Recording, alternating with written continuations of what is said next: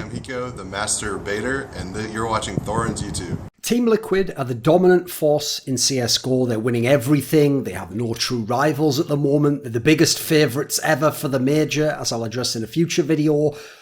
So as a result, when you see where they came from last year, where they were second all the time, they couldn't win the big titles, to now being the dominant force, well, they're already one of the greatest teams to ever play CSGO. You look at the turnaround, because obviously 4 of these players were in the team last year, so they have the same core, and it seems insane. Even though they didn't go up like by an insane measure, the turnaround in terms of going from being the team that always had your hearts broken and choked to the one that is clutch and wins seemingly no matter what, seems ridiculous. Like, even though it's a small tweak, then it's a night and day difference in terms of how it feels, how it can look at certain times. So the problem is, whenever you have these scenarios, I've noticed fans, and especially young people, have a big problem with getting trapped in what I call linear thinking. As in thinking that A follows B, follows C, follows D, follows E. And so as a result, what happens is, actually, I should have said that the other way around, but you get the premise. As a result, what you do is, when someone succeeds, you go and look at the last key thing they did to succeed, and you say, that's it. That's what succeeded. Well, no, it's all the events before that put you in the position to get that success, right? So as a result, if you use the easy linear subtraction and addition, you're going to say, right, well, they had Tackle last year, wasn't that big a fragger and could only play certain roles. Now they had Stewie 2K join. He made them more versatile, brought their like needed attitude change, kind of a bit of fire. Sure, I'd certainly give that some of the credit. They had Adren join, seems to have kept people focused. He's had a very sort of professional attitude with them and the way that he's kept the team on track, but hasn't had to be kind of a slave driver and go crazy on people because they don't seem to need that kind of attitude. They don't respond to that. Yeah, I'd certainly give him some of the credit. I even said, to me, the joke after Cologne was he's Adren the Alchemist, right? He turned silver into gold. How the fuck did he do it? But it's not as simple as just doing subtraction and addition, in my opinion. And so I think you have to give Zeus, current coach of MiBR, even played in MiBR and made top 4 IM Chicago, I think you have to give him some credit in this Team Liquid lineup's success, which might sound weird, right? Because he never coached this particular 5-man lineup ever. So why should he get credit?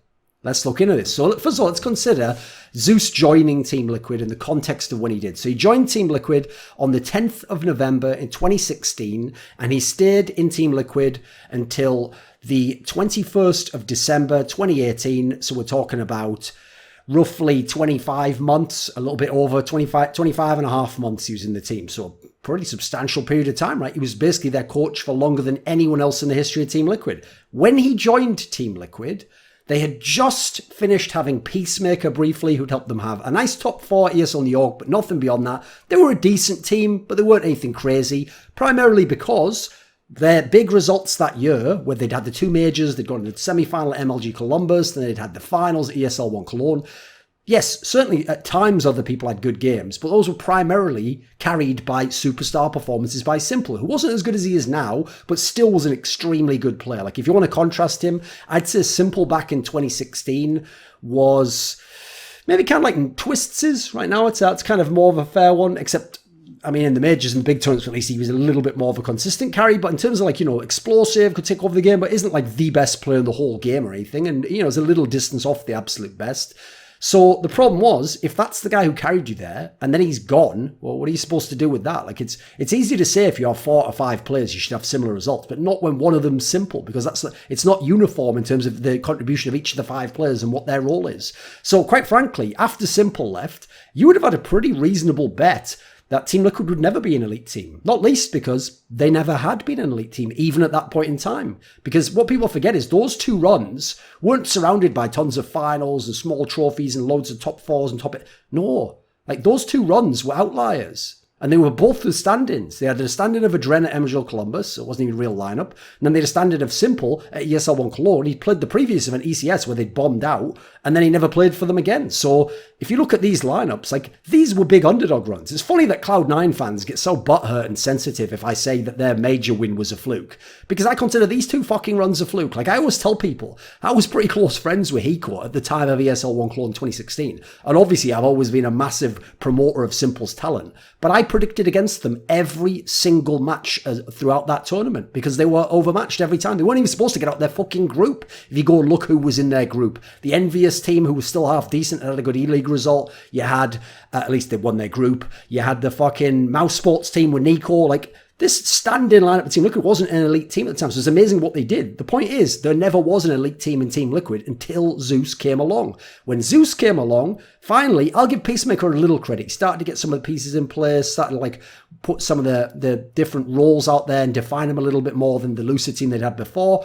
But then in comes Zeus. They become a good tactical team fairly quick. They had a poor initial 6 months while they were figuring out the lineup, getting twists in it, etc. But you saw under Zeus, OllieJ developed his game more and became a legit, I always thought, the best NA player personally. They had their first runs that had real consistency, weren't just one-off outlier results. They had the post-player break run of 2017, where they made the 2 finals. Mykonos beat SK Gaming, number 1 team in the world in the semi-finals. ESL New York beat SK Gaming, number 1 team in the world in the semi-finals there, and beat Astralis in a best of 3, and beat Virtus.pro in a best of 3, and had to play God tier FaZe Clan in the final. Then after that, people forget, yeah, they didn't go far at E-League Premier, but they were almost really close to beating SK for a 3rd straight time in best of 3 series. Now, sure, SK kind of like trashed Phelps after that and thought the lineup wasn't good, but you can't deny the ranking and what they were doing. So the key thing is, already you were seeing signs that they were going to be good. And then obviously 2018, the glory days, what seemed at the time like the golden age for Team Liquid, but obviously that would be now, with all the finals, the smaller titles, the victories over elite teams, basically only Astralis they didn't beat with any kind of consistency. So even though they didn't win much in 2018, they were truly elite. They were very, very good at certain times.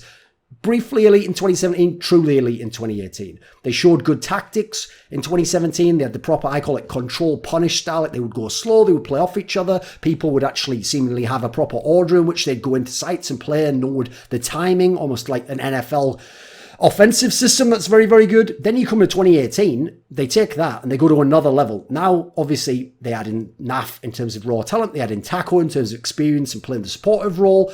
They've got great, I think, role distribution at the time. They had good role balance. They had good fragging balance. It was a very clever kind of setup to get a lot out of players where you didn't have a Simple, but you didn't need one. In fact, you beat fucking Simple team every time you played them in a meaningful best of 3.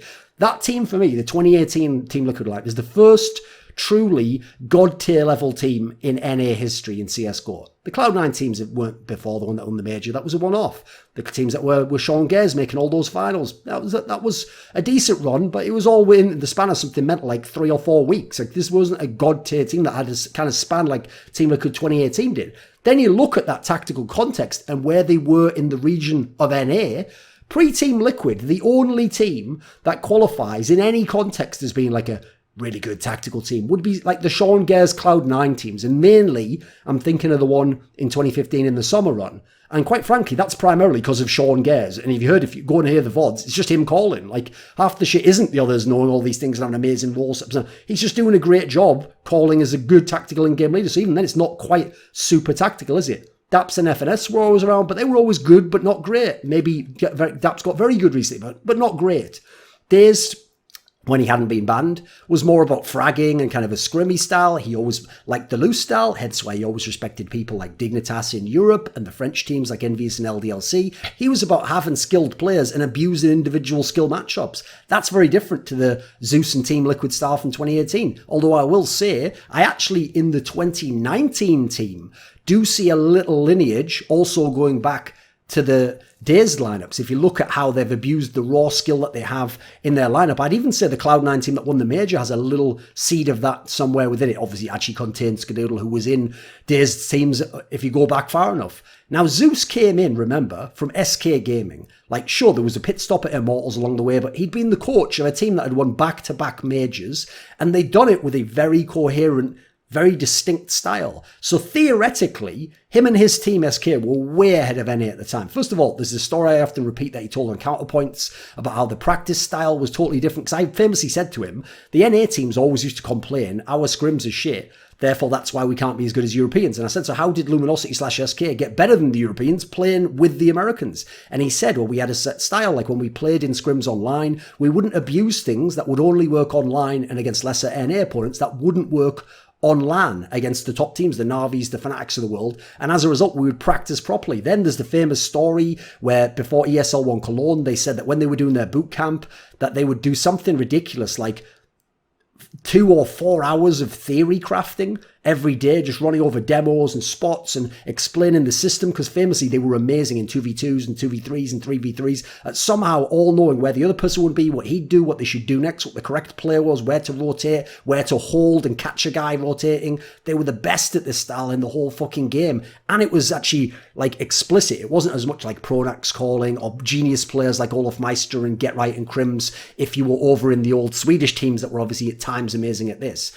So then you add in what he brought in terms of mentality. So one of the big issues I actually always thought in Team Liquid was the mentality. Like, clearly you listen to OllieJ interviews and Twist interviews. Like, these guys, they didn't believe they could win. They hoped they could. They thought they could. They figured it could happen and it should happen eventually, but they didn't believe they would win. And so actually that was a problem Zews had in the team, because he came from a team where everyone's fired up and everyone's got a big ego and everyone believes that we're going to be the best and beat these fucking guys. If anything, that's about calming those guys down. That's about getting Cold Zero and Fur and separating them a bit and working, mediating between them, make sure they don't blow the whole fucking team up as they almost did in 2017 when he wasn't there, by the way. So one of his problems was he was having to almost reverse his skill set or work on a totally different skill set in terms of how he coached people's attitude.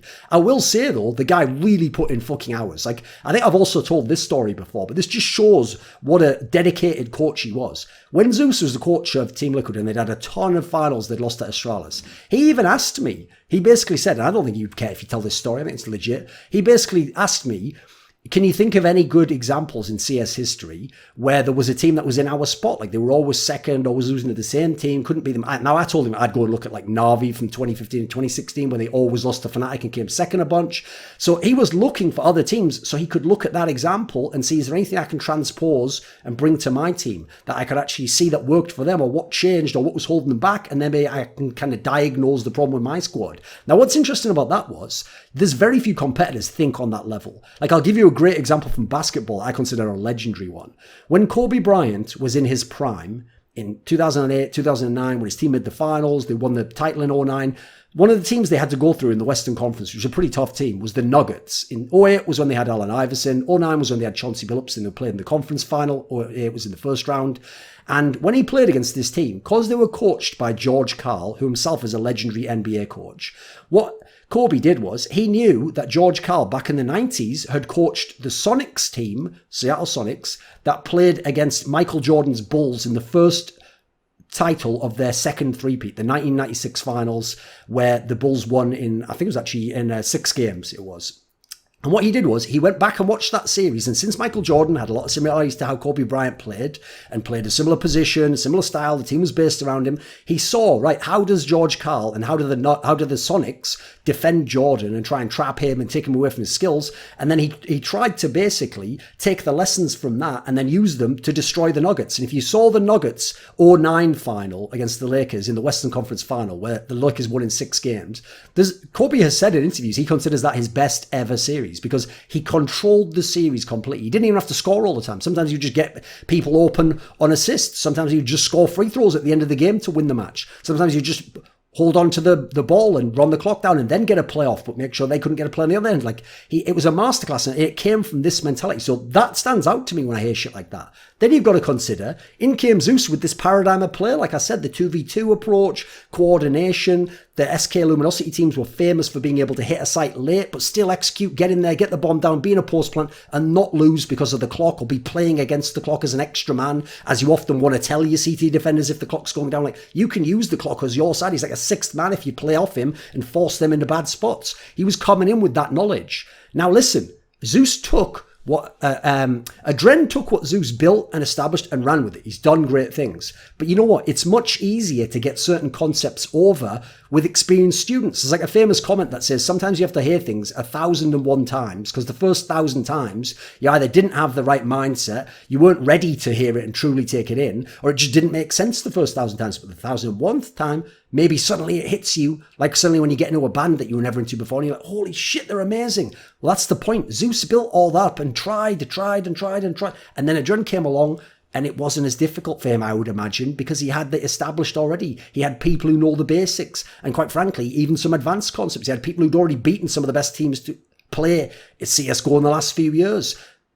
there's a saying that if you're a student, you end up being touched by every great mind, thinker, teacher that comes across your path. In some way, each of them brings something to you, changes you in some way, elevates you in some way. You carry an element of their thinking, their paradigms on into the future, even if you don't necessarily apply it entirely in what you do. So Adren inherited people who'd been there already and just needed some tweaking. They already were clearly good enough. They showed they had the ability, they had the skills. They'd already beaten tons of European teams like FaZe and Na'Vi, and they'd beaten the fucking MiBR side from Brazil. Basically, the only team they couldn't beat was Astralis, and even then they could beat them in the odd best of one or win a map off them, right? Then you consider Adren actually inherited a more skilled lineup than the Zeus one. Zeus was working with a little bit more limited skills in terms of he had Taco to deal with, and he didn't have Stewie and what Stewie's brought in terms of entrying. It's not the same team entirely at all, so it's kind of unfair to contrast them in that sense directly. So for me, the analogy would be this. Zeus was someone who was working with a jam jar, or a pickle jar if you're American, that was just on way too tight. No one could fucking get this thing off. And he had a lot of experience, a lot of strength, and he got it almost off, but he couldn't quite get it off. And along came Adren, and he got the last little bit off. Now, does he get all the credit for that? I don't think so. I don't think he gets none of the credit. I won't even say he gets the minority of the credit. He just gets some of the credit, and I think Zeus, it's the point of the video, I think he should get some credit as well. By the way, even though they're not coaches, I would even say watch this NRG squad that exists now, because if Stanislaw succeeds, I would consider it a similar story. This was Daps' baby. Stanislaw just came in and he's just driving the car that someone else built and tuned up right now. So if he succeeds, I'll consider it a similar story. This video was kindly supported by Alexander Rao, NateDOhDoubleG, Andreas Snazore Westerlund, Dean Tanglis, Wendelful, Blunt Smoking Anus Destroyer, Daniel Olivar, Chi Mao, JDubs, Kolja G, OllieJ, Tobias Bernasconi, and a special thanks always goes out to Jerky's Minion and weixz. Do you want to suggest a topic or a guest for my content? Perhaps you'd like to ask me a question for my monthly video AMA. Do you want teasers or who the guests are for my upcoming videos? Maybe you want to take part in a monthly donate discussion with me. Well, all of these perks and more are available at the Patreon link in the description box below.